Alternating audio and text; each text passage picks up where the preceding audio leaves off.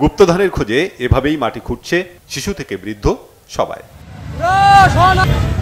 গ্রামীণ পাকা সড়কের পাশে ইটভাটার চুল্লি ঘিরে মাটির ঢিবি, সেই ঢিবির মাটি খুঁড়ছেন স্থানীয়রা। মাটি কাটতে গিয়ে শ্রমিকরা সোনা পেয়েছেন, এমন খবরে হুমড়ি খেয়ে পড়েছেন তারা। সামাজিক যোগাযোগ মাধ্যমে খবর পেয়ে আশপাশের এলাকা থেকেও লোকজন ভিড় করছেন। এক সপ্তাহ ধরে আমাকে ঘুমটুম কিচ্ছু ধরে না, খালি এইটা লোক পাচ্ছে ওটা পাচ্ছে, বিশ্বাস করিনি আগে। কিন্তু পাশের একটা আমাদের দর্জি আসিল, ওয়া পাইছে, তারপর পরে খবর লেছি ভাটার মালিক ফেলে মেলা পাইছে। আমি সোনা খুঁজতেছি, আমি প্রায় কালকে এখানে দেখে গেছি অনেক মানুষজন, তো আমি আজকে আসছি এখানে 4টার দিক প্রায় পেলা, তো প্রায় অনেকদিন ধরে খাটতেছি কিন্তু পাচ্ছি না। সোনা খুঁজতে আইছি, এখন পর্যন্ত পাইনি, সকাল থেকে আছি, যদি লাগে। কিছুক্ষণ আগে আসে দেখলাম যে একটা মহিলা এখানে মাটি করে একটা সোনার চেন পেয়েছে। সোনার চেনটা প্রায় আঙ্গুলের সমান মোটা হবে। ফেসবুকে দেখলাম যে আপনারা অনেক লোকই স্বর্ণ পাচ্ছে।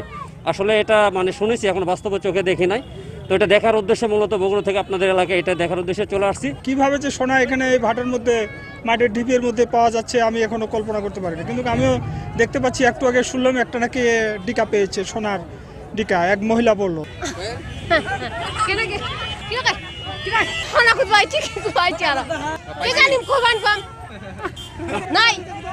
সন্ধ্যা গড়ালেই মানুষ টর্চ, চার্জার লাইট, হারিকেন নিয়ে চলে আসেন ইটভাটায়। রাতের আধারে ভাটার মাটির ঢিবি জোনাকি পোকার মতো জ্বলজ্বল করে।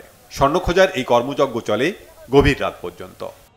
মাটি শান্তে শান্তে যা পেয়েছে না কি করেছে ওরা উদাও।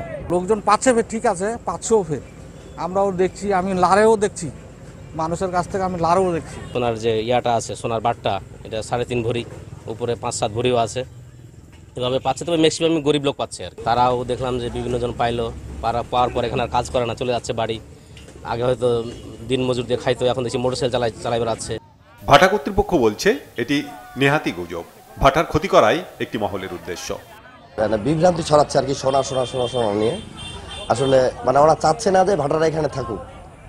এর আগে থেকে বলতেছে এখানে ভাটা করতে দেওয়া যাবে না, এগুলো মানে ক্ষয়ক্ষতি করার জন্য এগুলো বিভ্রান্তি ছড়াইছে। এখন 2-1 পাইছে কিনা আমি বলতে পারতেছি না, ওরা বলতেছে সোনা পাইছে।